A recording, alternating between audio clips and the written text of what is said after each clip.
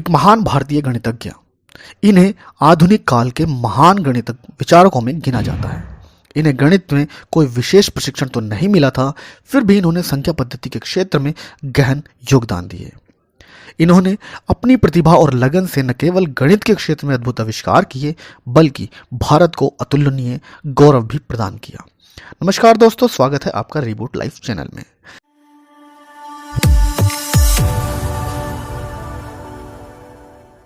दोस्तों, आज के वीडियो में हम जानेंगे एक महान गणितज्ञ श्रीनिवासन रामानुजन के बारे में। रामानुजन की कहानी की शुरुआत 22 दिसंबर 1887 से होती है, जब भारत के दक्षिण में स्थित कोयंबटूर के इरोड नामक गांव में रामानुजन का जन्म हुआ। रामानुजन के पिता का नाम श्रीनिवासन अयंगर और माता का नाम कोमलता था।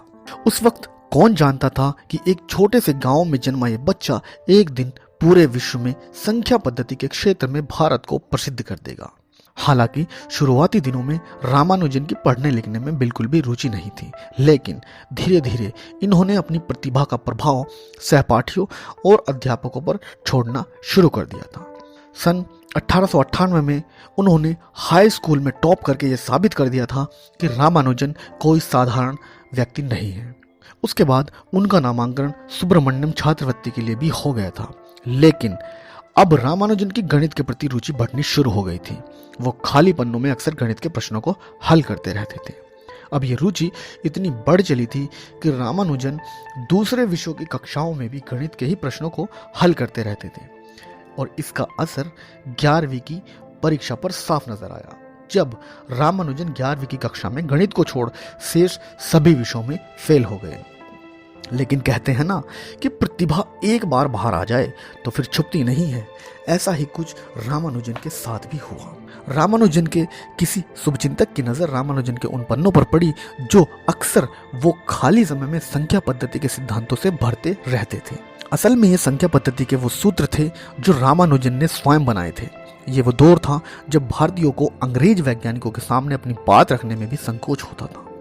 बिना किसी अंग्रेज वैज्ञानिक की सहायता के शोध कार्य को आगे नहीं बढ़ाया जा सकता था। इसलिए उस शुभचिंतक ने उनके शोध को लंदन के प्रसिद्ध वैज्ञानिकों के पास भेज दिया, और उन्हीं लंदन के प्रसिद्ध वैज्ञानिकों में से एक प्रसिद्ध गणितज्ञ प्रोफेसर हार्डी ने रामानुजन के शोध पढ़े और उनकी बुद्धि को परखने के लिए कुछ अनसुलझे प्रश्नों को रामानुजन के पास भेजा। रामानुजन ने जब उन अनसुलझे प्रश्नों का हल प्रोफेसर हार्डी के पास भेजा, तभी प्रोफेसर हार्डी समझ गए कि रामानुजन गणित के क्षेत्र में कोई सामान्य व्यक्ति नहीं है। तभी प्रोफेसर हार्डी ने शोध आगे बढ़ाने के लिए रामानुजन को इंग्लैंड आमंत्रित किया। अब तो जैसे रामानुजन के सपनों को पंख लग चुके थे।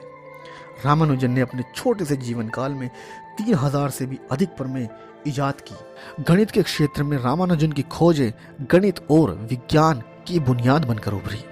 प्रोफेसर हार्डी ने रामानुजन को संख्याओं का जादूगर की उपाधि दे डाली। संख्याओं के इस जादूगर श्रीनिवासन रामानुजन के जन्म दिवस को राष्ट्रीय गणित दिवस भी घोषित किया गया। भारत में हर साल 22 दिसंबर को राष्ट्रीय गणित दिवस के रूप में मनाया जाता है। इसके अलावा रामानुजन को रॉयल सोसाइटी की सदस्यता के लिए भी नामित किया गया। ऐसे समय में जब भारत गुलामी की जंजीरों में जकड़ा हुआ था, तो किसी एस्ट्रोएट को रॉयल सोसाइटी की सदस्यता मिलना उसकी काबिलियत को साबित करता है।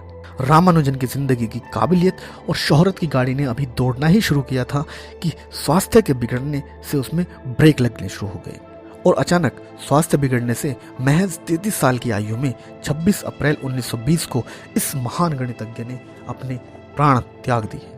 आज भी भारत में रामानुजन जैसी प्रतिभाओं की कमी नहीं है। हमें जरूरत है ऐसी प्रतिभाओं की पहचान करने वाले किसी प्रोफेसर हार्डी की, और उसे निखारने के लिए किसी उच्च संस्थान की, जो गरीबी और विपरीत परिस्थिति से निकले किसी रामानुजन जैसे की प्रतिभा को हतोत्साहित न होने दे। दोस्तों, आज के वीडियो में इतना ही। आपको ये वीडियो कैसी लगी हमें ज़रूर बताइएगा। अगर आपको ये वीडियो पसंद आए तो वीडियो को लाइक कीजिएगा, चैनल को सब्सक्राइब कीजिएगा। धन्यवाद।